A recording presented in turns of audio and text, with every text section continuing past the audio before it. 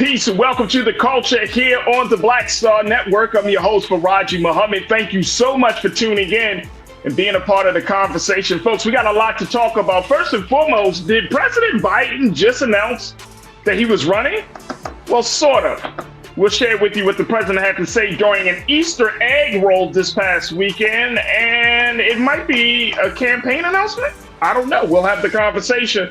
Also, we're going to be checking in with the CEO of Black Media Honors Awards, Ms. Stephanie Davis, to talk about why it's important for us to celebrate Black media, of course. Later on, we'll be checking with my brother Michael and Hotep to give you the latest development in that Tennessee 3 or the Tennessee 2 case down in Nashville. And we'll talk about the implications of preserving the right to protest. And of course, we'll have some more conversations for you. So folks, we got a lot to talk about. Join us in the discussions. We're streaming live on Black Star Network, on Amazon News, on all social media platforms of Facebook and YouTube. And of course, we want to hear from you. So stay with us. It's all happening on today's edition of The Culture right here on the Black Star Network. Let's go.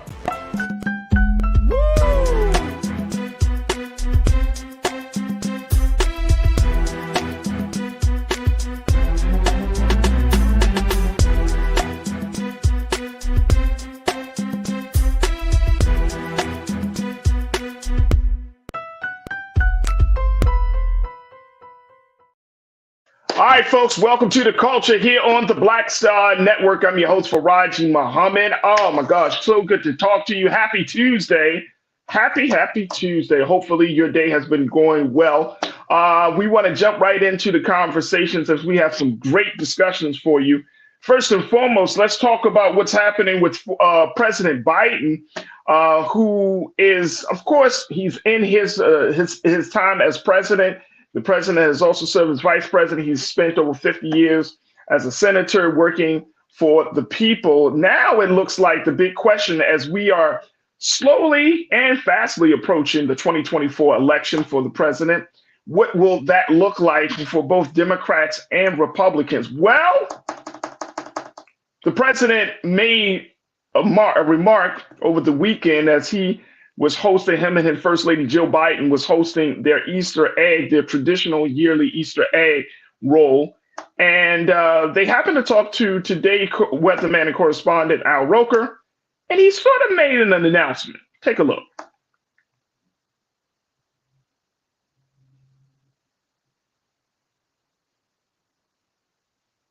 Come on, help a brother out. Make some news for me. Well, I'm planning on running now, but we're not prepared to announce it yet. All right. Well, it's so nice.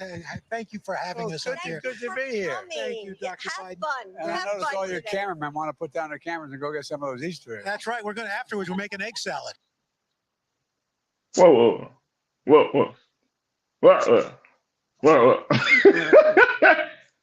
Talking about Easter eggs, talking about the rolling of the eggs. First Lady Biden talking about sending the eggs in space. Help a brother out, Mr. Roker said. Yeah, I plan on running. Yeah, but we haven't prepared to announce it yet. Okay, Mr. President, putting it out there. I guess this is what you call the feelers, kind of seeing how the people going to respond. Folks, the president said that he's planning on running. Like, it wasn't a sideswipe question. It was a direct, hey, let me know what you doing. I plan on running. What are your thoughts on this, folks? Karu, hit me up. Let me know your take on President Biden making an announcement, sort of running for president of the United States come the 2024 presidential election. And how does that fit, considering everything that is going on? I want to hear from you. Post your comments on YouTube, on Facebook. We would love to hear what you got to say. But the president, of course, has been he's been told, and y'all remember for the past few months, there has been a number of conversations about everything about his presidency, right? Of course, he's being scrutinized. He is the incumbent on the Democrat in the race for president. But his time in the office has certainly been greatly scrutinized. And more so, people have also talked about his mental faculties, his ability to go through this whole process of running and going through the campaign trail and the whole nine, he would be considered, if he decided to run and if he would win, would be the oldest living president, right, in office. There's a lot to consider here, folks, as we talk about what does this mean for the Democrats and what does this mean for the country. So I want to hear from you. Post your comments on this. I just think that it's interesting that the president said, yeah, I'm going to run. We have not prepared to announce it yet. And I'm like, but you, Mr. President, you kind of announced it. Or is it just me? Is it just me? Is it just me, folks? Is it just me like, oh, I'm just talking? But I would have thought he kind of announced it.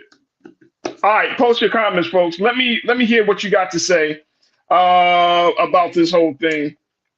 Janae, my sister Janae, you checked in, kicking us off today. You said former Governor Chris Christie made a valid point. Biden can beat Trump, but can he beat the other candidates? So if we get other strong Democratic candidates, Biden might not be the one in 2024. Excuse me. Okay, that's a good point. And here's the thing, Janae, we would have to see who the other candidates are at this point, right? Like we would need to figure out who else is on, or who else would be jumping on a ticket and what that would look like. So Janae, I appreciate you for posting that because that is something. Like, yeah, Trump, I don't think Trump is a problem, but can Biden beat a Ron DeSantis? I don't know. Will President Biden, does he poll better than the governor of California, Governor Gavin Newsom, Democratic, young, taking the state in a much more, in a progressive way than people expected? I don't know. Who would be his, of course, Vice President Harris would be lumped into that process and getting another 4 years of their administration. So it brings up a lot of unanswered questions at this point. The folks, let me know what you're taking on them. What's your take on this? Brenda, you checked in. Brenda, you said, yes, Biden has been effective on many issues. Let's consider who's going to replace him. That's a big consideration, Brenda. That is a big, big consideration. Who is going to replace him? Who can replace him? Who can pick up the slack, or who can keep the momentum going if he is chosen not to run again? That's the big question. Who would be able to do that? So it's it's interesting. But here's the thing. Here's the thing about politics in this country, folks. The incumbent can file for re-election whenever they choose. Y'all remember when President Trump, when he decided he declared himself a candidate after running for office, declared himself a candidate for re-election just 2 days after he was sworn in. Yes, I will uphold and all of that good stuff, put his hand on the Bible, the whole nine. Oh, just one more thing in the first week. Let me just remind y'all, folks, I'm running for re-election. Just before we even change the pens, I'm running for re-election. So it could go down like that. It does happen. We see it with Trump.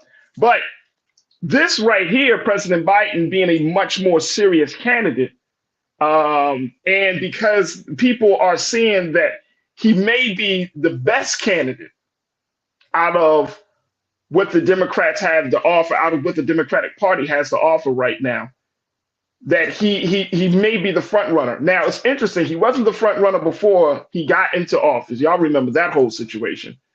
But now he may be the best candidate as we're talking about who he is the front runner. Brenda, you check back in and said DeSantis is too controversial. He's too racist. Look, I agree with you, but does the rest of the country see him that way? Do they see him as a racist governor, or do they see him as a trendsetter, a man that is trying to preserve certain elements of the party? I don't know.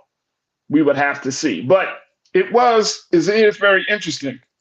My man, Truth is Power, you checked in, bro. You said we have to leave Joe Biden in place while we're grooming another candidate to take his place. After these next 4 years, replacing him isn't an option. We don't have anyone. Okay. So you're saying leave him in place. Let's groom the next candidate. And then let's talk about taking the party, taking the country to a different direction. Okay. And I think truth is power, to your point, bro. I think a lot of people feel that way about this president. I think a lot of folks really do feel this way about this president. I think that they don't want to rock the boat too much. Here's a president that has done what some would say has done more for the Black agenda. Trust and believe, folks. This is what some have said. You probably heard some of them voices right here on the Black Star Network. Have done a little bit more for Black folks than any other past president, including President Barack Obama. So some people say, of course, that he has made a significant change in his politics, in his views of things, being from where he's from and how long he has served to being this president now. So some people feel like, and I've heard it, some Black folks, truth is power, for Black folks to say, look, I mean, he was this way, he is this, he's coming around in his old age. He's starting to understand some things. He was the first president to really speak on the issue of police brutality and having the talk. I thought that was a big, big plus when, remember, he gave his State of the Union speech and he talked about the talk. And so there, for some people to say, oh, he's not that guy. I don't think that, I would beg to differ that he would be a part of the conversation about this whole situation. Lana, my sister Lana, good to check in with you, Lana. You said the man will be 84 years old. If this is the savior of us, I digress. When we moving? I see him as a racist trying to maintain a racist system. I get you. Question is this going to be the situation? 84 years old right now. If this is going to, like I said, he would be the oldest living president in office, folks. So how does that fit? How does that resonate with y'all on this situation? So we would, again, so many unanswered questions we would need to figure out. I think the constituents would need to figure out how to move forward in this whole process. So let's talk a little bit more about this. Look, I got to take a quick pause. When we come forward, let's have more conversation about this. I would love to get your take on this. President Biden unofficially saying on live national TV that he plans to run, but he also said they're not prepared to make an announcement yet. But he is putting it out there, and I guess we will have to see how things go. I want to get your take on this as we're talking about how strong is the candidacy of President Joe Biden. Stay with us. The conversation continues right here on The Culture on the Black Star Network.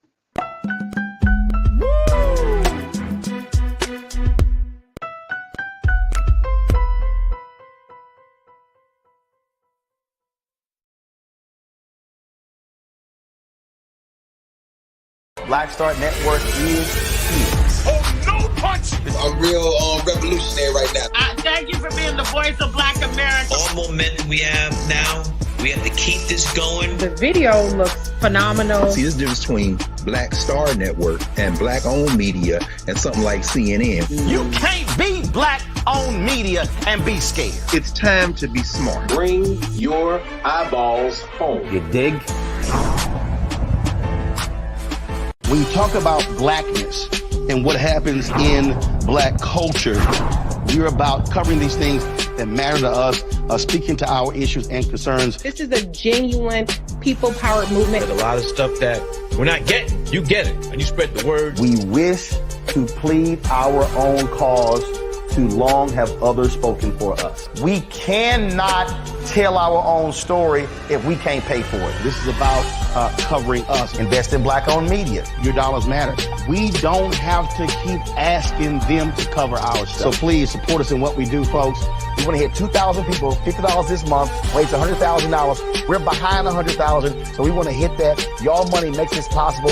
Check some money orders. Go to P.O. Box 57196, Washington, D.C. 20037-0196. Cash App is $RM Unfiltered. PayPal is R Martin Unfiltered. Venmo is RM Unfiltered. Zelle is Roland at RolandSMartin.com.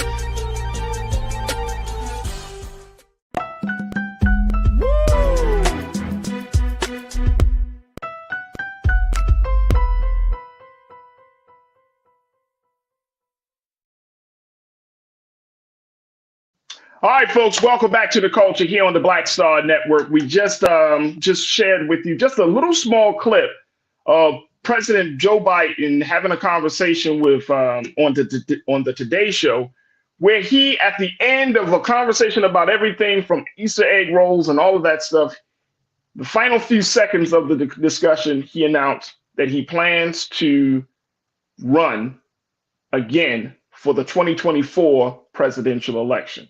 I'm just simply asking folks, what are your thoughts around this? So many of you are checking in and saying, hey, Farajii, this might be a good thing. Truth is power. You're saying, look, keep the man in office. We're on a good momentum here. He understands the situation that we're all in this country. He's the man for the job. While others like you, Lana, you've been saying, nope, same old Joe, racist, white supremacist system. He's continued to uphold the system. Lana, you wouldn't even as far to say as where's Wes Moore? Well, Wes, I wouldn't even put Wes in this conversation. With all due respect, Lana, just because Wes just got into the governor's role in Maryland. So I wouldn't even put him in there. Now, come 2028, then I think he should have a conversation. If Maryland is showing signs of progress and he's able to do what he wants to, what he wants to do, most definitely he should be a part of the conversation. But right now, I think it'd be too early to include Wes Moore in this discussion. So there is that, that's my take on him. But it will be interesting to see how President Biden will hold, or how he will fare along with the other candidates. I'm not even talking about the Republicans. I'm not talking about them at all. I'm saying among Democratic candidates who may be looking at the big seat, who on their bench would be able to stand to President Biden, not in a contentious way, but simply in a way that shows that the party is going into a good direction. You know what I mean? I really can't think of too many right now. I can't think of too many right now. And here's why. The time is so serious right now that it's hard to think of somebody just jumping into the mix. We would need a very progressive voice in the White House if that was going to be the case for the Democrats. This country needs a progressive voice. This country needs someone who, it could be a man or a woman, doesn't matter to me. It just needs someone who understands it, who gets it. Understanding inflation, economic disparities, understanding the social justice concerns, understanding where we are in terms of our relationship and our trust or lack of trust in government, all of that. We would need that. We would need somebody who understands it, and someone who's not going to capitulate to the Republicans or to any type of Trumpers or any type of force that's going to make them feel like they have to lose their backbone. I mean, the candidates has to be strong and yet progressive. That's what I'm thinking. All right, let me see what folks are saying. Let me make sure I'm saying this right. Dr. Shankar Supremacy. I think I'm saying that correctly. You asked the question, who will win in 2024? Oh, it's yet to be seen, Doc. It is yet to be seen. We don't know. We don't know. It's not a shoe-in that the Republicans will win, and it's certainly not a shoe-in that the Democrats will win at this point. We don't know. Boyser Blake, you asked, you put it out into a very, very, I love this analogy that you use in Boyser Blake. You said this is a chess conversation, not a checker one. See a lot of checkers talk. Chess conversation. Yeah, you're absolutely right. Because the country is going in such a different direction. I don't think any one of the parties really have a candidate to speak to the evolution, to the growing interest, to the way this country is moving.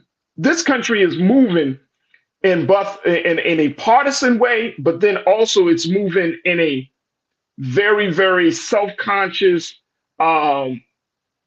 It's a very different tone in this country. It's not about what you have anymore. Like the view that people have about the elite, quote unquote, those who are wealthy and rich in this country, the views that we, the citizens, have about government. All of this stuff is changing on a fundamental level. So you would need a candidate to speak to this change, to represent this change, but then a candidate that can also give us a vision on how we are going to move forward. Because there's a lot of division, a lot of partisanship in this country right now, deep division. Not just along racial lines, but along economic lines, along ideological lines, deep divisions.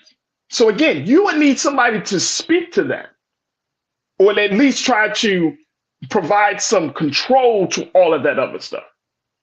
It's very interesting. You can't just throw anybody up there. I think, I would implore the Democratic Party, don't just throw anybody in the front out there to try to appeal to us in terms of, oh, this is what their family looks like. You know, the things that we used to care about when a candidate ran for office is like, do they look good physically? Oh, do they have a good looking family? Do this. Like, you need a very different candidate. You need a different candidate, somebody that's going to take this country to a healthy, progressive place. All right, let me see something here. Let me tell you, Chris Begg, you checked in and says, yes, there's quite a few galvanizing pieces to the platform. I'll run on that. Will almost immediately garner me both sides of the aisle's votes. Chris, you talk about running for president. Okay, Chris. Hey, make your announcement here on the Black Star Network. That's all let's go. Let's go. So take a look. TheHill.com, they rank the Democrats if Biden decides to run. Vice President Harris, Pete Buttigieg, Michigan Governor Kristi Whitmer, and California Governor Gavin Newsom. Those are the four people that The Hill, that is the political one of the top political sites online, how they rank the Democrats if President Biden decides not to run. Vice President Harris, Pete Buttigieg, who we all are familiar with, Secretary of Transportation, Michigan Governor Kristi Whitmer, and California Governor Gavin Newsom. So when we're looking at that, you still have a small pool of people who are out there. I think Senator Warren might still be a consideration if we're talking about progressive voices, right? But I know the Democrats are looking for more candidates that speaks along the diverse lines. You can't just have white. You have to have Latino. You have to have Black. You have to have the coalition of folks, at least is serving as candidates. If that person may not be the president, but if the Democrats are continuing to kind of go on this mantra that they're the big tent party, that they're the party of for all people, I think we would need to see that level of representation in this whole discussion. Nation of Gamma Nation, you said, could a third party candidate run with the right message given the current climate? The midterms went the way they did because of third parties. Nation of Gamma Nation, I kind of like that. I think that's a great question. Can the third party candidate run in this type of climate? If they build up the base. If they build up the base. The four people that we just named, these are people that the American people are already familiar with, right? Because these are people that have been a part of national conversations for a variety of reasons. The third party candidate would need to build their base. They would need to build, quote unquote, and I hate to use this word for politics, but their brand. They would have to get their name out there because it's hard to break through on a national level in a presidential campaign if you are a first timer, unless you just have a ton of money, and I'm talking about a ton of money, and that name recognition is there because people still vote according to name recognition. That is one of the big things about politics in this country.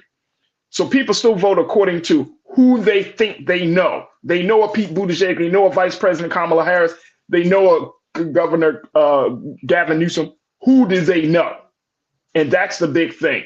All right, let me see if we can get Janae, you said to me it's not about age. An older person does keep within the lines, the structure, whereas a younger person speaks recklessly. We might need that, but if they turn off the greater population, then what?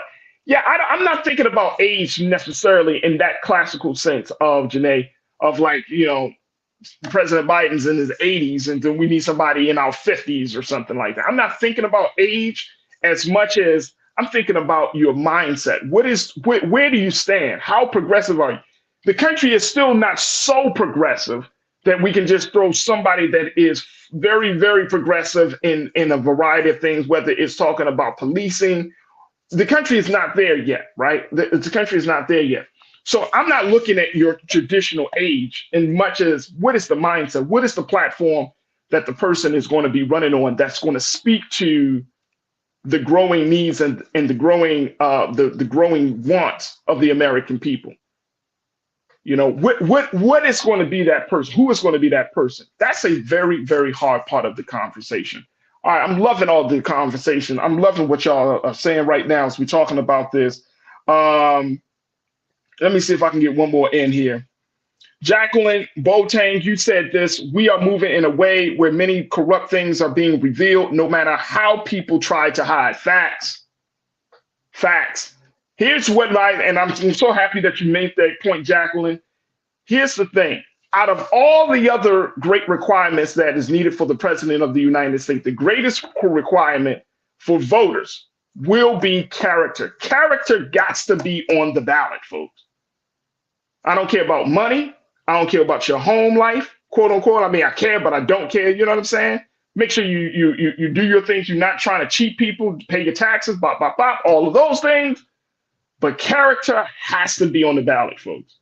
I mean, we just can't, the country can't keep going through getting people in positions of power, positions of leadership, and you don't have good character. Your morals and values are just skewed to the point where it's like, really?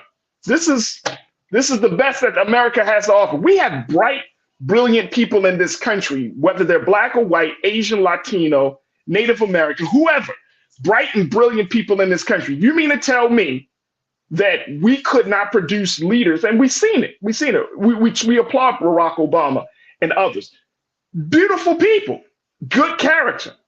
You may not have to know the ins and outs of every part of the government, how everything works, but you got to have some sound character, folks. That's the important thing. If character, and this is why I say, if our values don't emphasize character, it doesn't matter. It really doesn't matter who runs. If our values is on what they look like, or if our values on how much money can they make, or if our value is on this is a business person, they took a business and made it great. How come they can't take it? Because a country has a lot more dynamics than a business. Just because you're a great business person doesn't mean that you're a great person that governs the lives of millions of people. Come on, folks, let's keep this real. And I think we have deluded ourselves into thinking that because people are like, oh no, but I know how to run a business. No, it doesn't matter. You're talking about people's lives. You're talking about people's livelihoods. You're talking about that what you do today will affect generations tomorrow. So character really has to be on the ballot, folks. Jacqueline, I appreciate you for bringing that up. Look, I got to take another quick pause. When we come forward, let's shift gears. Let's talk about how Black media is being celebrated. We're going to be checking in with CEO Stephanie Davis to talk to us about Black Media Honors Award ceremony that's going to be coming up. And what does that mean for us in Black media? Stay with us. That conversation is up next here on The Culture on the Black Star Network.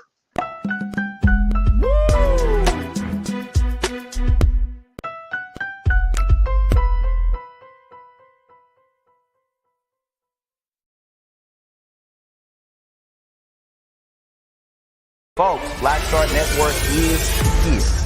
Hold no punches. I'm real revolutionary right now. Support this man, Black Media. He makes sure that our stories are told. Thank you for being the voice of Black America, Roland. Stay black. I love y'all. All momentum we have now, we have to keep this going. The video looks phenomenal. See, this difference between Black Star Network and black-owned media and something like CNN. You can't be black-owned media and be scared. It's time to be smart. Bring your eyeballs home. You dig?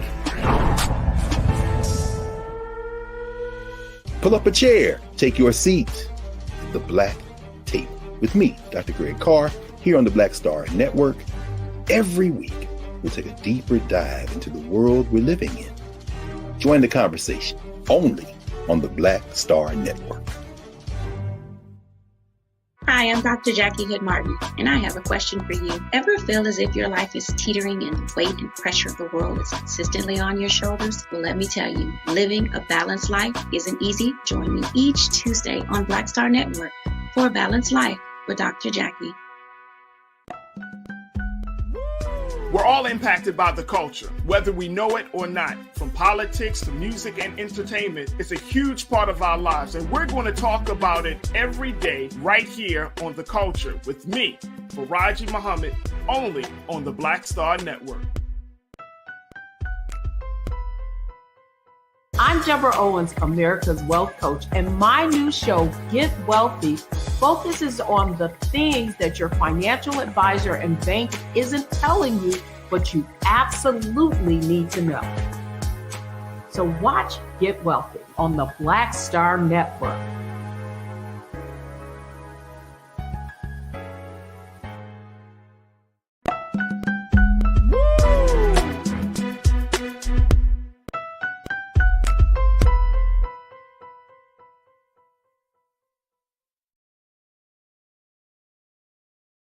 All right, folks, welcome back to The Culture here on the Black Star Network. All right, it's time for us to shift gears as we have a conversation about why it's important for Black media to exist, and more importantly, why it's important for us to be celebrated. And I'm very, very excited about this discussion because I've been a part of Black media for pretty much my whole career, always working in the space of making sure that our people understands the importance of having these mediums, these spaces.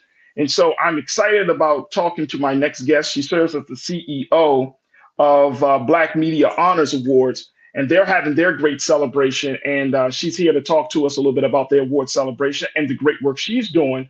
And I'm going to welcome her to the airwaves of the Black Star Network here on The Culture, Miss Stephanie Davis. Stephanie, good afternoon. How are you today? I am doing great. How are you? I'm good. I'm good. Thank you so much for checking in for a few minutes and talking to us about the great Black Media Honors Awards celebration that you guys have coming up. Thank you. Thank you. Thank you. Absolutely. It's an honor to even be on here, and thank you so much for having me. Oh, you're welcome. You're welcome. All right. First and foremost, Stephanie, you serve as the CEO of this great awards presentation. Before we get to the awards, how did you get involved in Black media? You know, what was the impetus for your involvement, and talk to us a little bit about your story. So I started off writing for a comedy publication, you know, as a journalist. So I started on that side of writing, you know, creating storylines, etc. And I kind of grew from that, you know. So I've been that person that was on the red carpet, you know, trying to get that coverage, you know, as a Black media, you know, journalist, you know, in that space. And it just kind of grew from there. And I went from writing for that, you know, comedy platform to other platforms to creating my own platform, you know, and in that process, you know, it kind of led to where I am now. But I've been on that side, you know. I've worked with the television networks, worked with different podcasts. My firm is brand management and public relations. So I've always worked with Black-owned, you know, platforms and helped them develop concepts and things of that nature. So that's kind of where I got my start. So do you find, and I mean, you know, there are a lot of Black media professionals, and I think people really don't understand or we're not having enough conversation, Stephanie, about there are actually a number of Black media professionals in these industries, from television to film. There are working that are working in various capacities, from behind the cameras to directing to writing, being in the writers' room, and all of those spaces, right? But folks are still saying it's important for us to be represented. What do you see from your experience, from your evolution and growth within the industry? Are you seeing some changes that are being made for the benefit of Black creatives like yourself and others? I see some changes, but not enough. I felt, one thing that compelled me to do what I'm doing and to create Black Media Honors is there's so, like you said, there's so many of us, right? And there's so many of us that go unnoticed. And it's not necessarily about being on the carpets or whatever. It's about having the ability to enhance the voices that people go run to TV to see every day. Right. If it was for the journalists, if it wasn't for people like yourself who have the platforms and that serve on the platforms that we serve on, a lot of people wouldn't be visible, right? A lot of news would not be visible and properly put out there. One of the things that I said was, I don't like what I see. I think that as a culture that we're always have been misrepresented, whether it's who we are, our storylines, or we're not represented enough when it comes to what we do in the industry, right? And so on both sides, I didn't like what I saw. Right. And so that it's very important that we not only continue to elevate, our voice as a culture properly, but that we also celebrate the people that do. Because just like your newscasters that, broadcast news every day, if they didn't do what they do, we wouldn't have news, right? And there's so many of us, even during the pandemic, we did our best to celebrate those African American minority people that were even out there to get those stories out, to learn about what's going on in our Black communities. And I think that the more that we support, Black-owned platforms, Black journalists, the more that we support them, the more opportunities can, come our way. And when I say support, I'm not just talking about tuning in. As you know, it takes money to do what we do, right? Oh, absolutely. And so it's important that we strategically align with these corporations that say, hey, I'm about diversity, equity, and inclusion, right? Okay, you're about diversity and equity and inclusion, but what is your process? Are you just saying that, just to, check off, the check mark, or are you really about supporting us? Because that's really what we need. We need people to allocate the monies to support us, not just, tuning in on and to seeing what we have to say. Or if some people think just because they come on our platform, that's, the extent of the support. No, we need to be able to support in all aspects of what we do, including financially, including having opportunities that, some other platforms don't have to fight for. Right. Right. I, And then you know who my boss is. So my boss is he right there. He right in the middle of the storm, right? Like he's always advocating for advertising dollars, always advocating. I mean, we were blessed as this network was blessed to get on, the Amazon News platform, and which opens us up to a whole different audience. And then at the same time, we're still building, we're still expanding, we're still looking for opportunities. So I'm right there with you. But the thing is, I find it interesting that we do have to take this, and Brother Roland said this, we play this commercial all the time. He says, no one else is going to support us. But it's interesting that we do, and I'm saying we as Black folks in this country, we bring in millions and trillions of dollars, millions and billions of dollars for in terms of what we have access to. But then a lot of that money is spent everywhere else. How did we shift the gears to say, okay, black folks in this country, if you got 40, 50 million black people, and then you say, all right, well, can we look? Now, I'm not expecting everybody to think monolithic. I get that. We're not a monolith. But it is interesting that if we pay streaming services $8.99 a month, that we and Brother Roland, we don't, of course, we don't do that here. We don't charge because he said he doesn't want to charge because, he doesn't want to add any more burdens to us. But I would think that not just with Black Star, but with any other black media platform and institution, black folks will be clamoring. We will be running. Right. The bank, the bank will be busting open because they'd be like, man, y'all gonna have to take y'all account somewhere else because we just don't have the capacity to handle this amount of investment in your business. But we're not seeing that, Sister Stephanie. Right. You're right.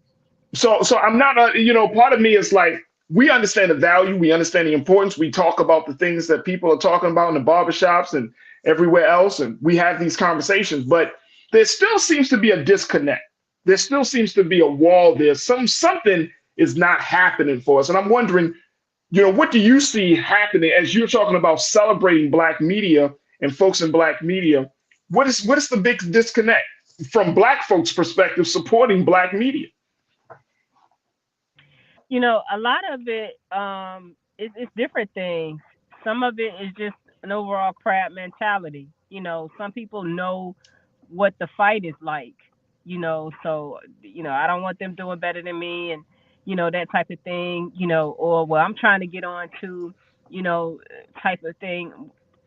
Teamwork, and it might sound cliche, but teamwork makes the dream work in anything that, and so there has to be that overall support where pride is not an issue, that, you genuinely want to see everyone grow as a culture and in the business. A house divided is not going to stand.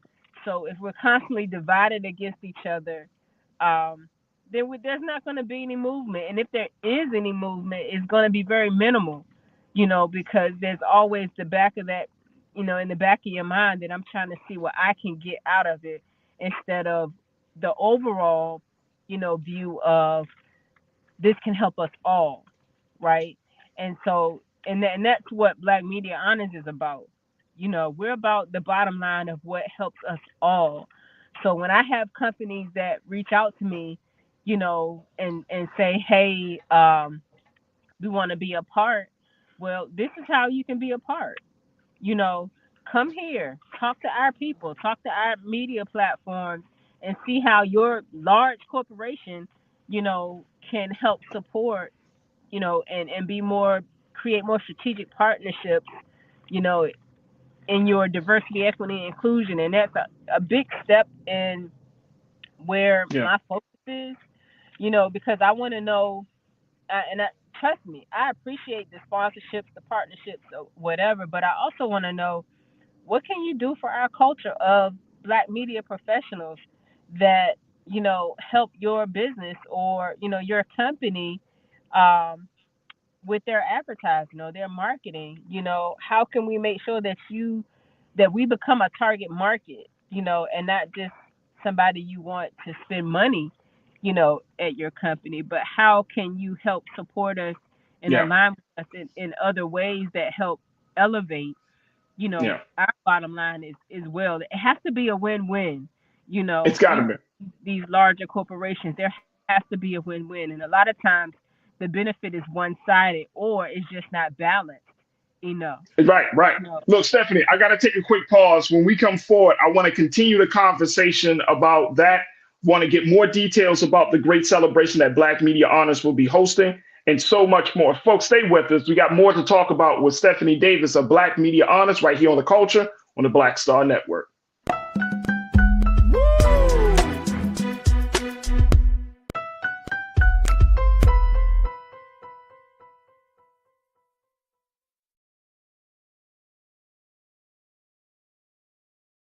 hatred on the streets. A horrific scene, a white nationalist rally that descended into deadly violence. White people are losing their damn minds. As an angry pro-Trump mob storms the U.S. Capitol, we're about to see the rise of what I call white minority resistance. We have seen white folks in this country who simply cannot tolerate black folks voting. I think what we're seeing is the inevitable result of violent denial. This is part of American history. Every time that people of color have made progress, whether real or symbolic, there has been what Carol Anderson at Emory University calls white rage as a backlash. This is the rise of the Proud Boys and the Boogaloo Boys. America, there's going to be more of this. Here's all the Proud Boys, guys. This country is getting increasingly racist in its behaviors and its attitudes because of the fear of white people. The fear that they're taking our jobs, they're taking our resources, they're taking our women. This is white fear.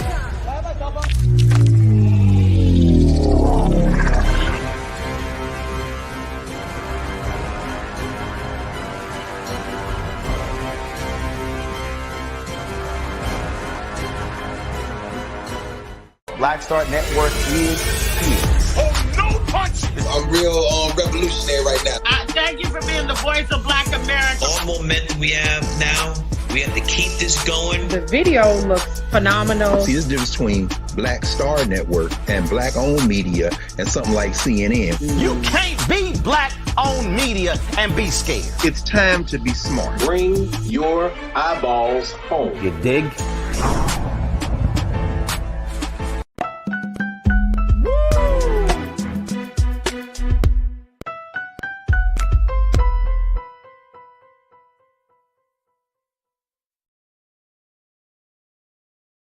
All right, folks, welcome back to the show. We've been talking to Ms. Stephanie Davis, CEO of Black Media Honors. They're having a major award celebration and talking about some of the challenges facing Black media. Let me bring my sister back into the frame here. Stephanie, this is so important, and I'm so happy that your organization is going to be celebrating Black media. Talk to us a little bit about this award celebration. What does that entail? When is it going to happen? Give me all of this. Let's put all the details out there for us, Stephanie. So Black Media Honors is an annual awards weekend. The first day is a day of panels, keynote speaking, sources, different vendors, but people are coming together to make connections that they normally may not be able to make. We bring people in the room that are decision makers, from politics to CEOs, to the networks, etc. We bring them into the room so that people can connect with them to find out, how they can enhance, their brands, how they can align technically, how they can align as far as resources, things of that nature. And then we also talk about other things. How do you maintain your mental health as a media professional out in the field? How can I make my brand better? How can I expand, the type of content, etc. So we bring in different people to come in and talk on Saturday. And then on Sunday is actually the gala, the big day, where we celebrate, media professionals from all around. There's a period of time, where people get to, nominate and submit people, and those people go before our honors council, and our honors council makes the decision as to, who we're, going to honor as they vet, and things of that nature. But we come out on Sunday and we celebrate with performances, with awards, with tributes, and so I'm really excited about this year. We have really grown. This is our third year, and in such a short time, we've gained, great support from, top networks and companies that really is the need for this to happen. And so Sunday on the 23rd, we're going to be celebrating, having fun, music, food. We're going to have some exquisite chefs in the building to serve our people. and to celebrate in a spirit of excellence. Right, right. This all sounds amazing. Now, you guys are in Black Media Honors is situated, is headquartered in Atlanta, correct? Correct. Yes. So y'all are really like at the hub of what some would call it Black Hollywood. You got Tyler Perry Studios down there. Have you been able to build those relationships and make those connections? Because sounds amazing. And I'm wondering, have you been able to kind of talk to a Tyler Perry Studios and other folks who are down there who are in the mainstream parts of the industry to build those connections, because this should be supported? Yes, I haven't had a full talk with Mr. Tyler Perry himself yet, right? But that is definitely something that is on our list. A lot of people of what I've been getting is like, we didn't know anything, about it, and so we're definitely working on our visibility and people knowing that we're here and that making our presence known. But we have connected with TV One, Urban One, Aspire TV, Bounce TV.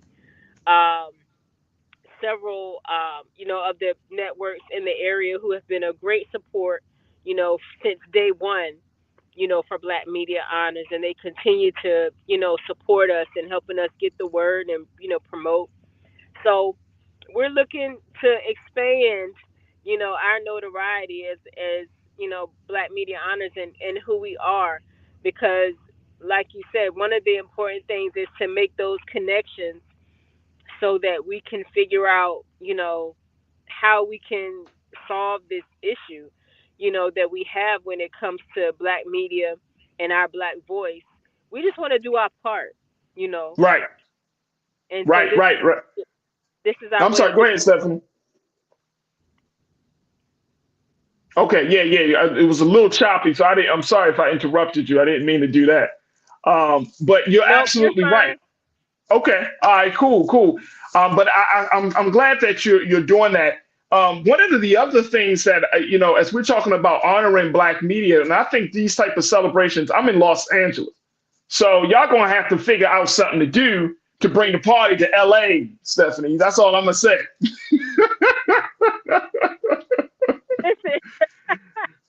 So actually, LA is on our list to move around. We wanted to wait until we really got, a firm foundation, and Atlanta, of course, is our hub, but we are looking to expand. And I know LA has been a talk, Dallas, Houston area has been a talk. So we're definitely having those discussions. Yeah, we need to make this happen, Stephanie. We got to talk offline and do something.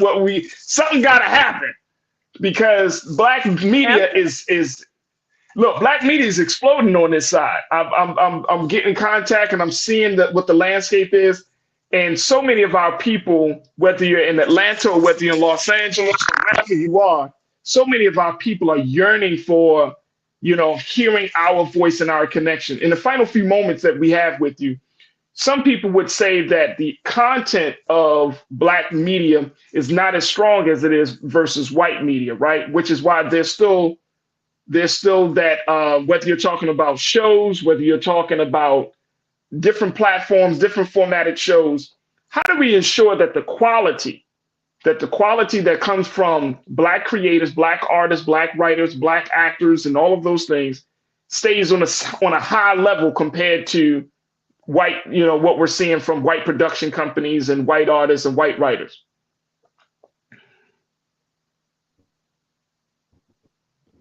Well, it just takes investment into what you're doing, that you have the right team, making sure that your aesthetic, I guess the person is to make sure that, they are. We got you.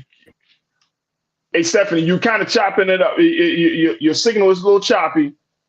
So yeah, look, let me just throw this out there very quickly, folks. That was Stephanie Davis, CEO of Black Media Honors. We're going to see if she can give us another moment or so. But make sure y'all go to blackmediahonestfolks.com. Blackmediahonest.com is the website. This is, and you see it right there. My brother Keenan put that up. This is the celebration of Black media that's happening in Atlanta later on this month, and this is going to be a great opportunity for us to see the celebration. And if you are in the Atlanta area, if you want to get more information about how you can go out and be a part of the festivities and the activities, go onto the website for Black media. And trust and believe, folks, this is exactly what Roland and myself and other folks have been talking about for a long time. Doesn't matter if Black folks are doing great things, Black folks are creating, Black folks are producing, Black folks are part of having these conversations. Make sure y'all support it. Blackmediahonest.com, blackmediahonest.com in their celebration.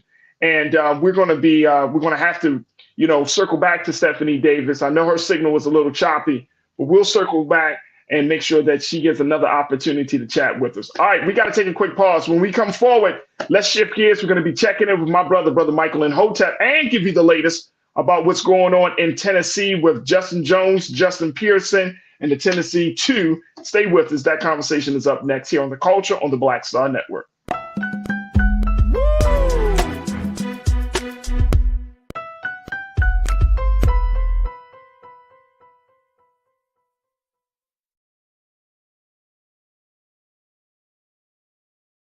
Black Star Network is here. Oh, no punch! I'm real revolutionary right now. Thank you for being the voice of Black America. All momentum we have now, we have to keep this going. The video looks phenomenal. See, this difference between Black Star Network and Black-owned media and something like CNN. You can't be Black-owned media and be scared. It's time to be smart. Bring your eyeballs home. You dig? When you talk about blackness and what happens in Black culture, we're about covering these things that matter to us, speaking to our issues and concerns. This is a genuine people-powered movement. There's a lot of stuff that we're not getting. You get it, and you spread the word. We wish to plead our own cause. Too long have others spoken for us. We cannot tell our own story if we can't pay for it. This is about covering us. Invest in Black-owned media. Your dollars matter. We don't have to keep asking them to cover our stuff. So please support us in what we do, folks. We want to hit 2,000 people, $50 this month, raise $100,000. We're behind 100,000, so we want to hit that. Y'all money makes this possible. Checks and money orders go to P.O. Box 57196, Washington, D.C. 20037-0196. The Cash App is $RM Unfiltered. PayPal is R Martin Unfiltered. Venmo is RM Unfiltered. Zelle is Roland at RolandSMartin.com.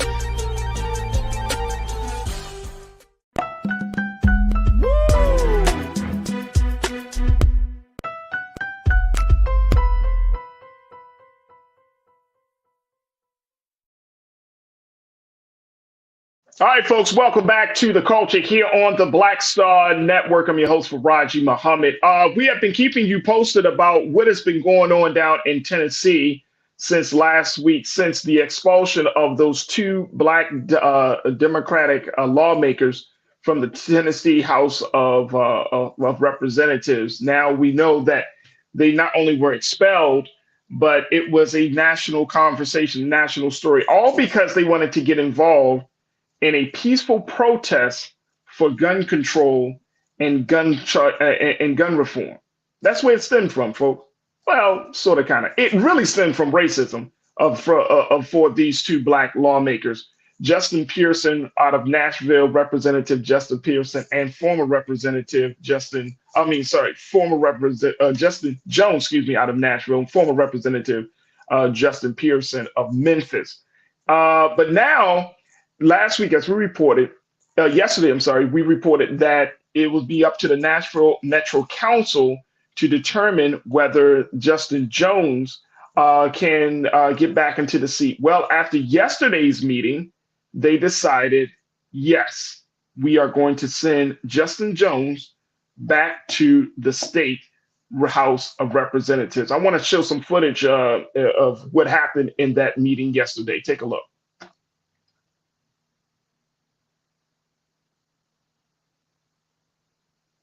He was a bold and unapologetic advocate for the community. The people chose their representative.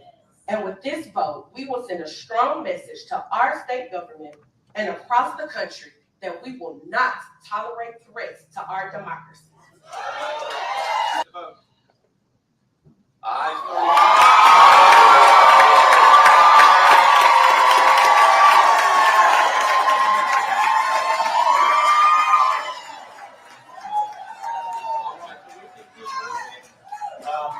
Justin Jones has been elected as the interim successor for the vacant pursuant to the state laws and the rules governing the Metropolitan Council.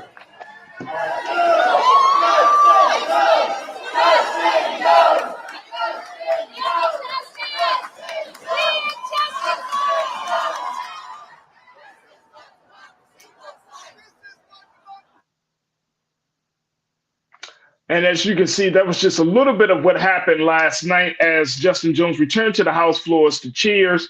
His fellow Democrat Representative Antonio Parkinson introduced him to the session as, quote, our newest member.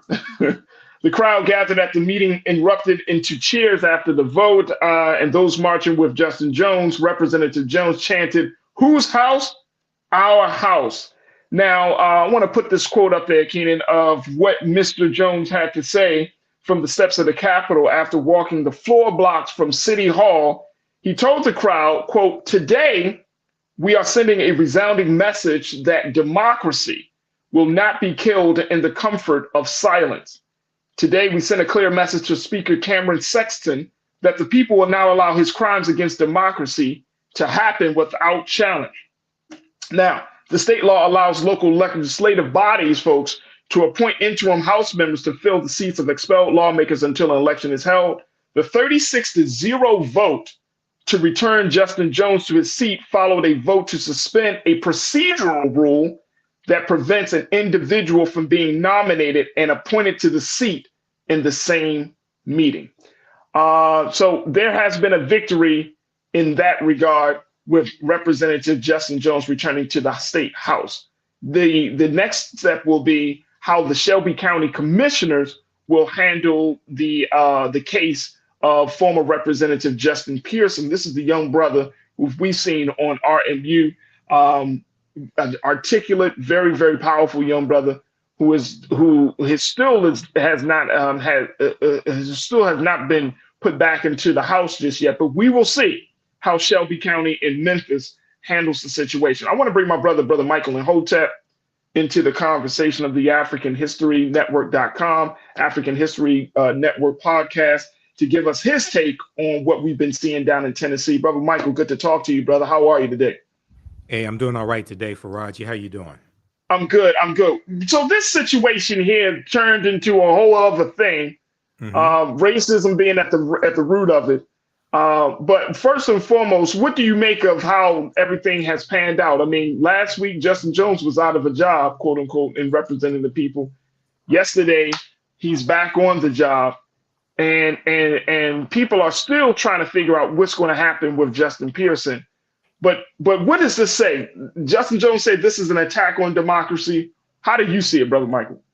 Well, this is racism pure and simple, and this falls in line with the history of Tennessee and the history of the fall of Reconstruction and the Jim Crow era after Reconstruction ends in 1877, when these former Confederate states rewrote their state constitutions to impose poll taxes and literacy tests to suppress the African American vote, because we were voting in high percentages. And then a lot of these southern states like Mississippi, we made up, as well as South Carolina, we made up the majority of the population, and in many cases, the majority of voters. So you have a fear among these white Republicans, especially white male Republicans, that their numbers are declining population-wise in the U.S., and you have an increasing number of non-white people who are making up the population, and as well as the voters, an increasing number.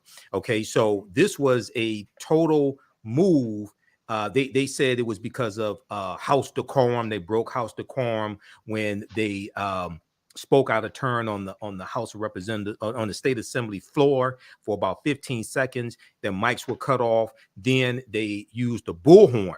They're trying to draw attention to the mass shooting that took place at the Christian school just a week before. 6 people were killed, including 3 9-year-olds. Okay, now the Republicans in the State Assembly, they have a super majority. Okay, it's at least 2/3 Republican. So no bill can get passed without Republicans voting for it. There's only about 25 Democrats in the State Assembly out of about 100. Okay, so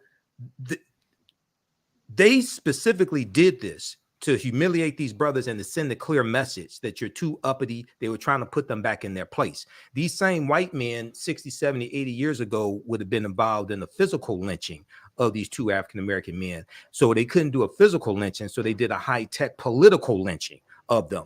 But this is backfiring on these Republicans because it's shining a spotlight on their racism. And then Gloria Johnson, the representative who was not voted out, she was saved by 1 vote. Okay, it because they wanted to vote her out as well. So when we study the history of Tennessee, brother, and the Ku Klux Klan was founded December 24th, 1865 on Christmas Eve in Pulaski, Tennessee, and I can give you more history on Tennessee. This falls right in line with it. I'm not surprised by this at all. I'm not surprised either. Because when this whole situation went down last week, Brother Michael, I was just like, this is Tennessee, folks. This is not like the bastion of liberalism. This is not like, the most progressive state in the country. So this is Tennessee. This is going to happen. I think people have put this into a position of, a democracy is being attacked. But they're operating from a different set of rules down there. I remember reading when Representative Faison, who serves as the chair of the House committee in charge of this whole that was in charge or responsible for this expulsion, when he was asked on CNN about going to the ethics committee, guess what? He was like, "No, we didn't feel like we needed to go to the ethics committee. We can make our decision on our own." I went to my colleagues, and we decided to make this unilateral decision on my own. So they're not playing by the same rules, Brother Michael. Well, the Republicans are playing for keeps. Republicans don't care about democracy. Republicans are playing for control. Politics is the legal distribution of scarce wealth, power, and resources, and the writing of laws, statutes, ordinances, amendments, and treaties, their adoption, interpretation, and enforcement. Republicans don't care about the rules. They make them up as they go along. Okay. So they're fighting to maintain power. This is what we have to understand. This is why I've said on this show before, and I said on Roland Martin's show, and I've said on the African History Network show, we have to stop telling people mean well when they say this, but we have to stop telling African Americans to exercise your right to vote. You don't vote for exercise. If you want to exercise, you go to the gym and work out. You vote for power. Plain and simple. You vote for power. You vote for policies that are beneficial to you, your family, your community, your people. And what's good for African Americans is good for America in general. When we change what the goal is not to fight the good fight. The goal is not to exercise your right to vote. You don't vote for Dr. King and Fannie Lou Hamer. Yes, we need to study. Yes, we need to honor, respect them. Yes, we need to study the history of them. But you vote for power and control. When we change what the goal is, then the movements, then the strategies that we put in place to bring about the goal, to bring it into fruition, will change. But as long as we keep our people thinking that you go vote for exercise and you go for vote for symbolism and things like this, they can just write in anybody's name. They can vote for Mickey Mouse or Donald Duck, and then you can let people get into office who are working to dismantle the legacy of John Lewis and Dr. King and Fannie Lou Hamer and Hosea Williams, etc. So we have to be smarter in how we message this also. Oh, that's a great point. Excellent point, brother. Excellent. We don't vote to exercise. We vote for power. We vote for power, plain and simple. Everybody else understands this. Republicans voted. Republicans held their nose and voted for Donald Trump in 2016. For many Republicans, he was not their first, second, third, fourth, or fifth choice. But they said, I watched about 100 speeches and interviews that Trump did during 2016. I reported on this for 9:10 a.m. Superstation WFDF here in Detroit that the radio station, the African History Network, is on. I saw numerous focus groups with Republicans, and many of them became Trump supporters. They said this is about the Supreme Court. They said this is about the federal judges. This is why they voted for Trump. They saw Trump as a means to an end. They used him as a tool to accomplish what they want. They got 3 conservative Supreme Court justices. They got 226 federal judges, which are lifetime appointments. They got Roe versus Wade overturned. This is what they were aiming for. They saw him as a means to an end. We need to understand how to use politicians as a means to an end, as a tool to accomplish what it is that we want. But to understand what it is that you want, you have to understand history, law, politics, and economics. There it is. Look, we got to take a quick pause. When we come forward, more conversation with my brother Michael and Hotep. And I want to get your thoughts on this, folks, because the politics part of this process is, how do we preserve the right for peaceful protest? How do we make sure that this doesn't happen in some other city, some other state? Let's have that conversation. Stay with us. You're tuned into The Culture here on the Black Star Network.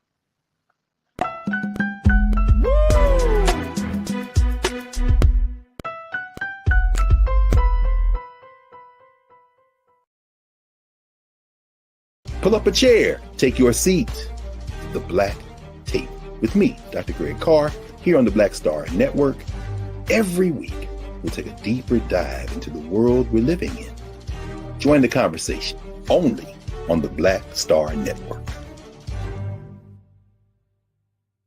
Hi, I'm Dr. Jackie Hood Martin, and I have a question for you. Ever feel as if your life is teetering and the weight and pressure of the world is consistently on your shoulders? Well, let me tell you, living a balanced life isn't easy. Join me each Tuesday on Black Star Network for a Balanced Life with Dr. Jackie.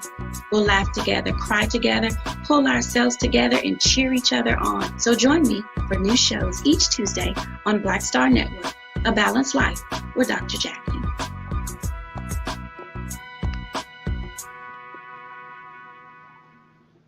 Don't you think it's time to get wealthy?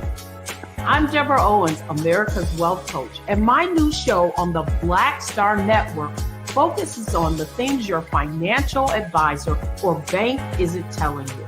So watch Get Wealthy on the Black Star Network.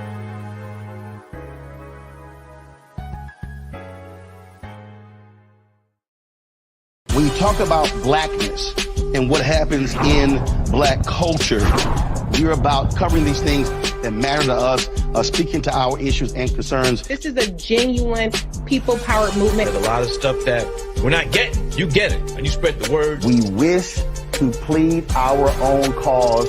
Too long have others spoken for us. We cannot tell our own story if we can't pay for it. This is about covering us. Invest in black-owned media. Your dollars matter. We don't have to keep asking them to cover our stuff. So please support us in what we do, folks. We want to hit 2,000 people, $50 this month, raise $100,000. We're behind $100,000, so we want to hit that. Y'all money makes this possible. Check some money orders. Go to P.O. Box 57196, Washington, D.C. 20037-0196. The Cash App is $RM Unfiltered. PayPal is R Martin Unfiltered. Venmo is RM Unfiltered. Zelle is Roland at RolandSMartin.com. Hatred on the streets, a horrific scene, a white nationalist rally that descended into deadly violence. White people are losing their damn minds. As an angry pro-Trump mob storms the U.S. Capitol, we're about to see the rise of what I call white minority resistance. We have seen white folks in this country who simply cannot tolerate black folks voting. I think what we're seeing is the inevitable result of violent denial. This is part of American history. Every time that people of color have made progress, whether real or symbolic, there has been what Carol Anderson at Emory University calls white rage as a backlash. This is the rise of the Proud Boys and the Boogaloo Boys. America, there's going to be more of this. Here's all the Proud Boys, guys. This country is getting increasingly racist in its behaviors and its attitudes because of the fear of white people. The fear that they're taking our jobs, they're taking our resources, they're taking our women. This is white fear.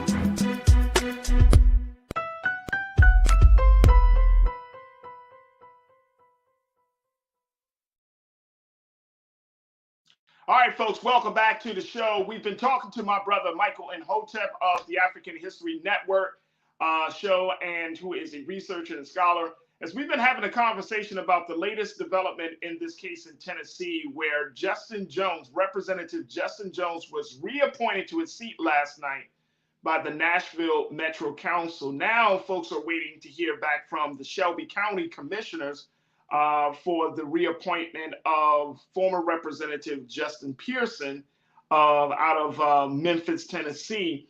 And all of this comes as a result of their involvement in a gun control, gun reform protest that happened at the state capitol a few days ago and last week. Now, the question becomes, and I want to bring my brother Michael back into this, because you dropped the jewel. We're not voting just to exercise or just as a feudal.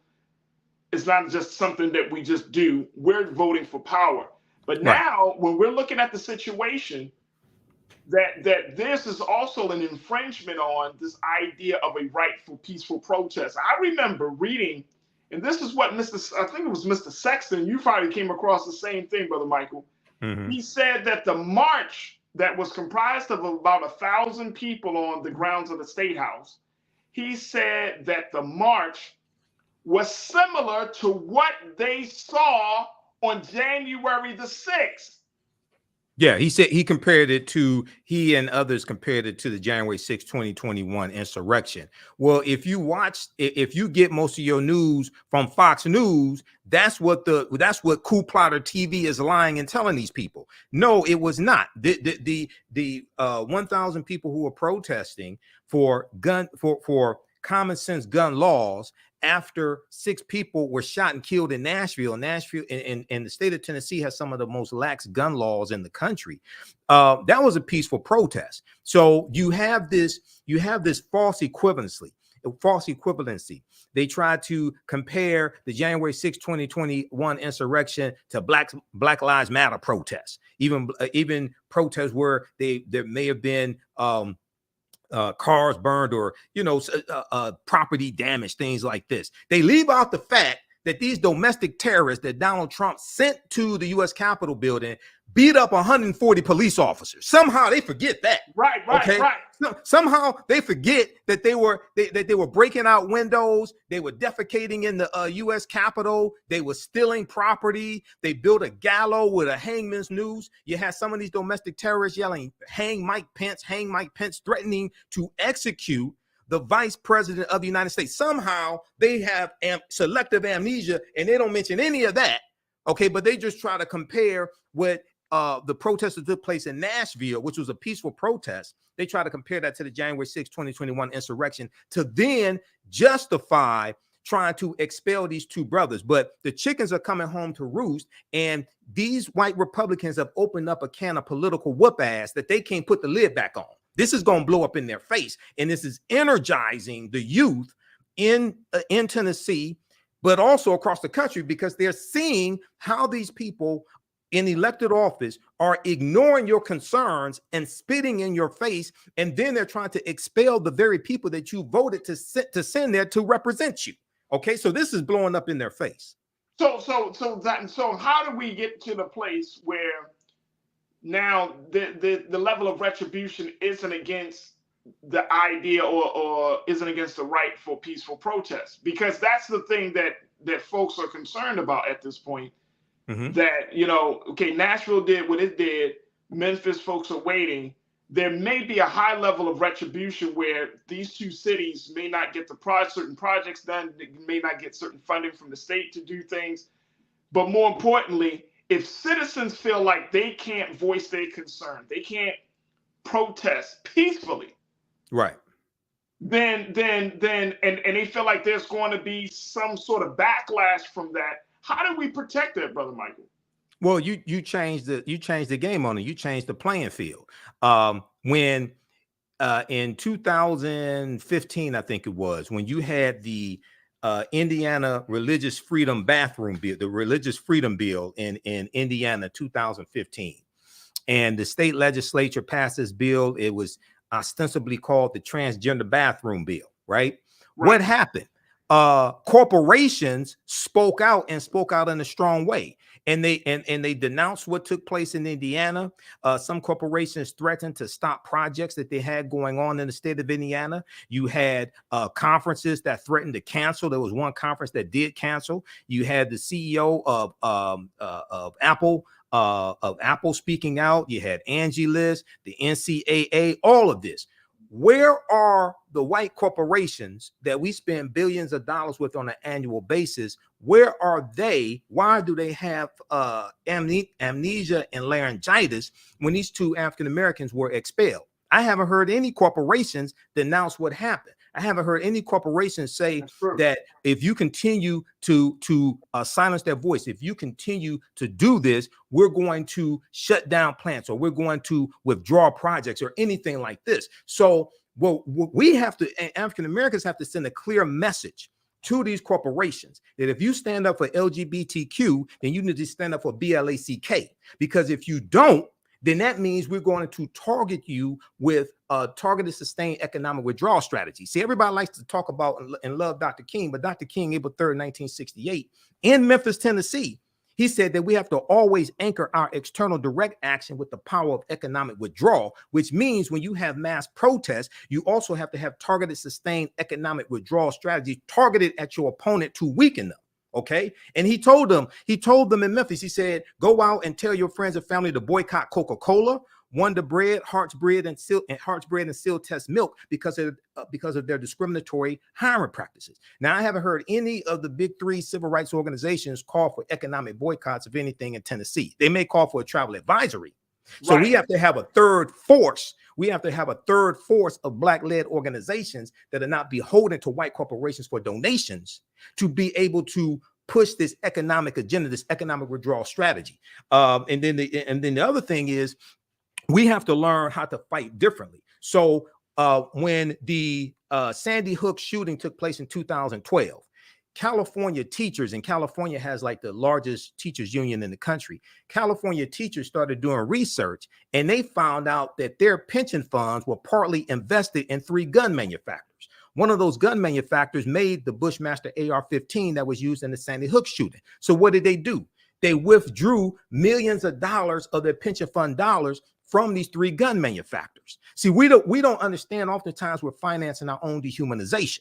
Okay, so when we talk about redistributing the pain through targeted sustained economic withdrawal strategies, it's not just an economic boycott. It's not just standing in front of a white-owned business blocking the door entrance. No, look at where your pension fund dollars are invested. Contact your benefits manager tomorrow. Look at where your 401k dollars are invested. A lot of people are invested in privatized prisons through pension funds and 401k dollars and don't know this and financing our own dehumanization. So we have to learn how to fight to win, not fight to fight a good fight, or this deals with voting also. We have to vote strategically and understand, one, whose policies are most beneficial for African Americans, whose policies will do the least amount of harm, whose policies are most realistic, who can create an environment for us to push our agenda the farthest and get the most accomplished. And most importantly, you have to identify those who have an anti-Black agenda, because an anti-Black agenda is worse than not having a Black agenda. We have to make sure we vote them out of office and make sure people with an anti-Black agenda don't get elected into office.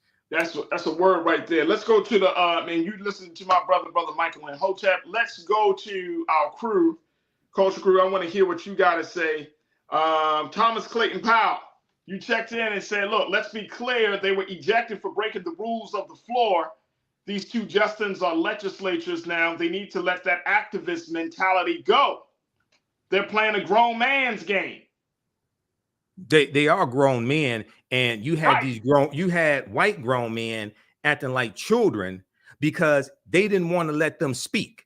Okay, so if they broke House floor rules, you don't have to expel them for that, because there've been white Republicans who did a lot worse and did not get expelled in Tennessee. So you don't have to expel them for this. For that, they represent, each one of them represents 70,000 people. You're gonna disenfranchise 70,000 people because they're trying to speak up and they were trying to speak for people who are protesting, wanting common sense gun laws to keep people from being shot and killed. Okay, so you may say, well, look, they spoke out of turn, but that doesn't mean that you expel them. And if you go study the backstory, there have been other things that have happened to them. leading up to this incident, leading up to the protest, their badges being deactivated, their mics being cut off, the way that they're talked to. You had punk ass Andrew Farmer, who said to Justin Pearson, basically, you did this to get attention, okay? And he was talking to him. He said that he was throwing a temper tantrum. Children throw temper tantrums. He's basically calling him boy. This is what he's doing in a former Confederate state, okay? Instead of saying, how can we put together common sense gun laws to make sure no more white children get their heads blown off? Instead of saying something like that, they wanted to persecute the people who are trying to call attention to the carnage.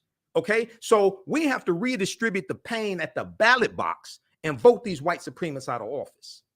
No, I totally agree, bro. I totally agree. But here's the big thing that I think is very interesting. Isn't being a political leader, an advocate, an activist, shouldn't you want your political leader to stand on the side of right? Thomas, I have to disagree with you. Absolutely. You shouldn't let go of your activist mentality. Absolutely, unless you see. I guess the person that made that comment wants politicians controlled by the lobbyists and the gun lobby, things like this. There are 4 gun manufacturers in Tennessee. Okay, everybody runs on platforms. Everybody runs on policy positions. Okay, and these are policy positions that oftentimes come from their own constituents. So you need people who are activists. They're speaking for the people they represent. You want them to speak for the lobbyists and the special interests and ignore the needs and concerns of those who voted for them, the 70,000 that they represent there in their district? That's idiotic. That's facts. That is facts. Let's take a couple of other comments from our crew. Official Sanika, you said they acted like privileged white men with power and tried to muzzle those brothers. Yeah, absolutely. Yeah, absolutely. Absolutely. And keep in mind, Memphis, Tennessee is where Ida B. Wells was ran out of in 1892 after the Moss store murders, where Tom Moss and 2 of his friends were killed. They owned a grocery store. And, you know, Ida B. Wells wrote about the killing. She wrote about the lynchings that were taking place. Her newspaper office was ransacked, and she ended up having to leave Tennessee to save her life. Tennessee is where Nathan Bedford Forrest is from, the first Grand Wizard of the Ku Klux Klan, who became Grand Wizard in 1867, former general in the the Confederate States of America, former general in the U.S. Civil War, and he led the Fort Pillow massacre of 1864, where you had at least 200 African-American Union soldiers who were killed after they surrendered, many of them shot in the head. It was Nathan Bedford Forrest who was the leader of that Confederate army. Now, his bust, the bust of his head, stood at the Tennessee State Capitol building up until for decades, up until July of 2021. That's when it was finally removed because of protests. And you had some of these same white Republicans who voted to politically lynch these brothers. You had them defending Nathan Bedford Forrest, who's a traitor to the Union. They defended his bust being there. So you have to study the history of Tennessee. Former Confederate state, committed treason against the Union, took up arms to maintain slavery. And it was in 1881 that the Tennessee state legislature imposed segregation laws when it came to public transportation and streetcars, things of this nature. Okay, so what you saw last week is a continuation of what's been happening in Tennessee post-Reconstruction. Absolutely. We got to take a quick pause. When we come forward, folks, we're going to switch gears as we talk about the situation with spanking. It's an interesting conversation as we're talking about normalizing corporal punishment. Is it wrong to spank? We'll have that conversation with my brother and, of course, with you. Stay with us. It's The Culture here on the Black Star Network.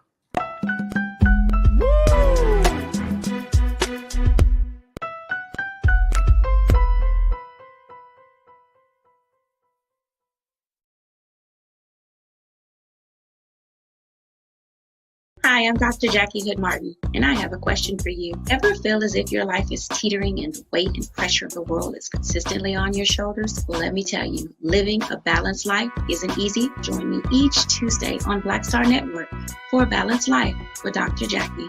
We'll laugh together, cry together, pull ourselves together, and cheer each other on. So join me for new shows each Tuesday on Black Star Network, A Balanced Life with Dr. Jackie.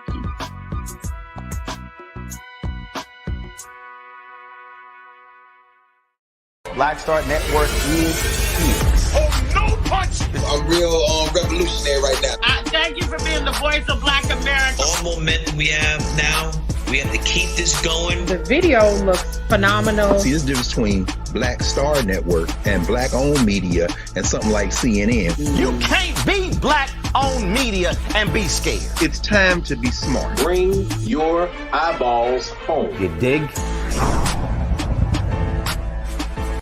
We feel the hidden impacts of climate change that land harder in Black, Brown, and Native communities. Not many people talk about it because they clearly don't know our lives.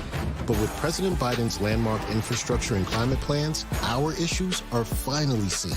Removing lead pipes means we know our water is safe. Cutting carbon pollution helps our kids breathe easier. 1.5 million new jobs means stable work in communities. The impact we need. Right now.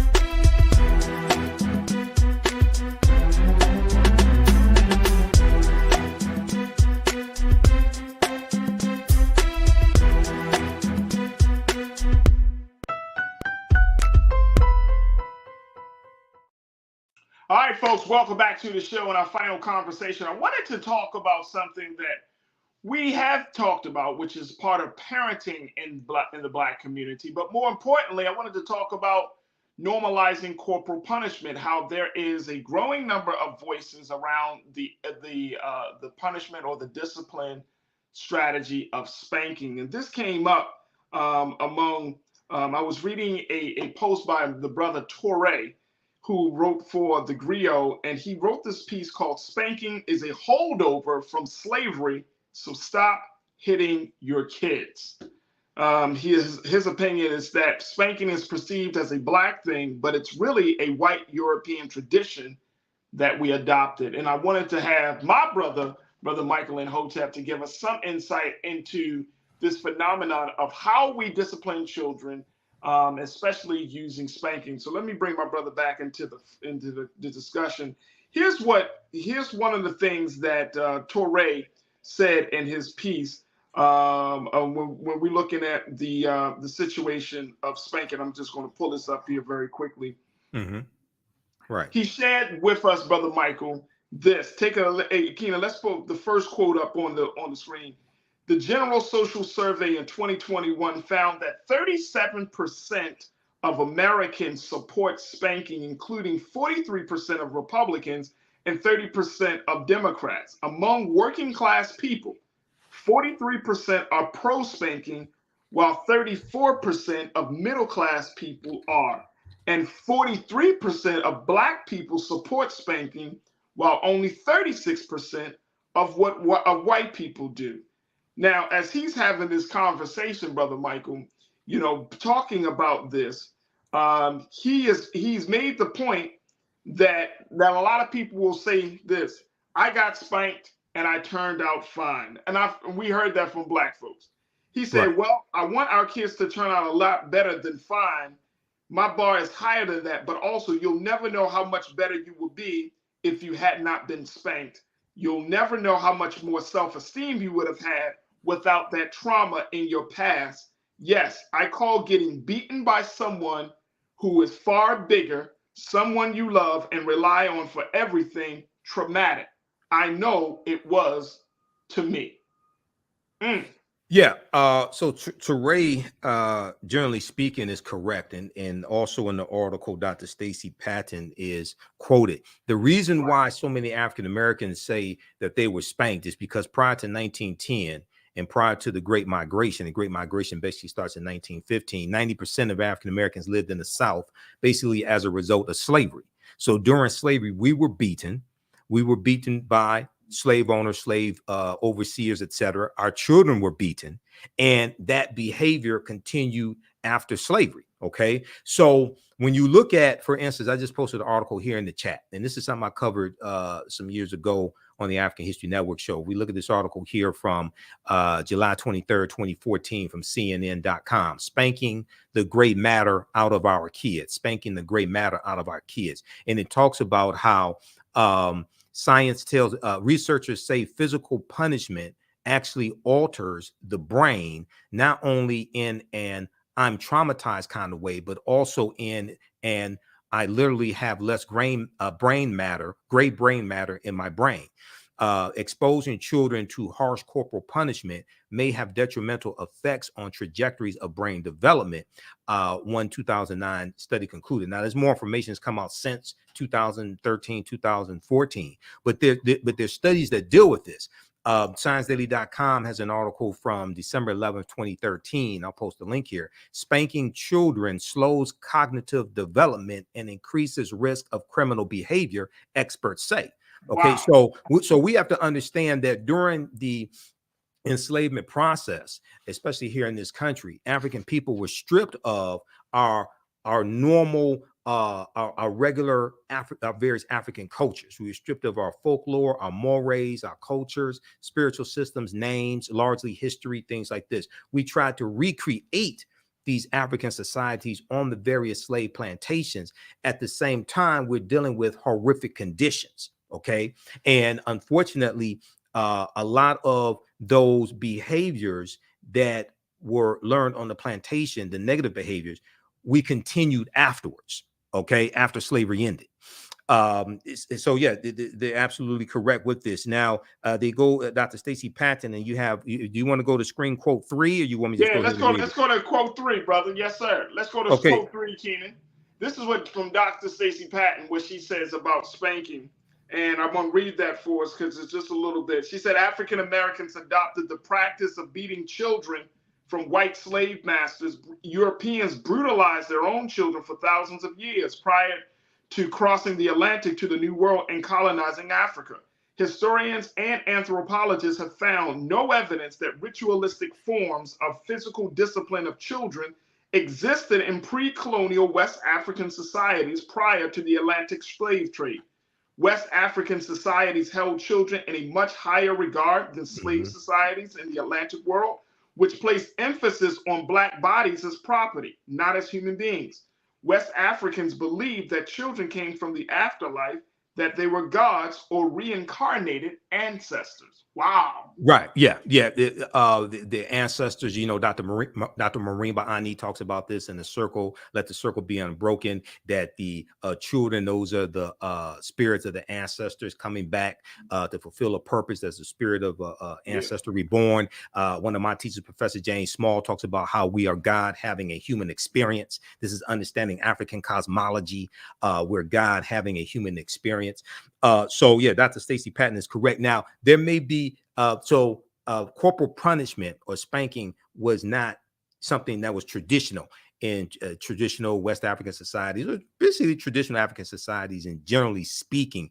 Now, you may have extreme circumstances where something like that may have happened, but that was not something routine. That was not a routine form of disciplining somebody. But once again, we're coming from societies where the concept "it takes a village" is not just a title of a book by Hillary Clinton. That was a way of life for us. Okay, so you're dealing with a different whole concept of being.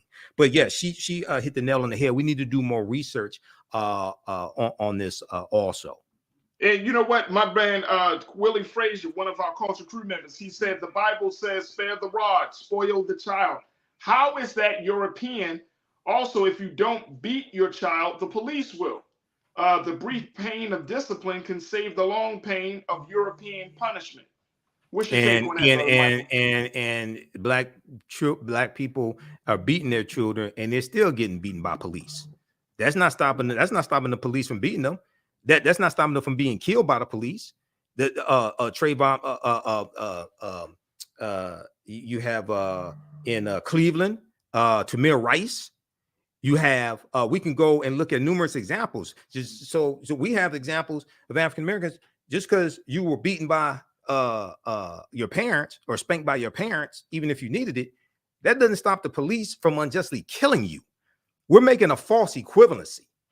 We're making a false equivalency here when we do that. And that's something that's very dangerous, because then you're giving white police officers an excuse for unjustly beating African Americans to say, oh, well, your parents didn't beat you, so I'm going to beat you.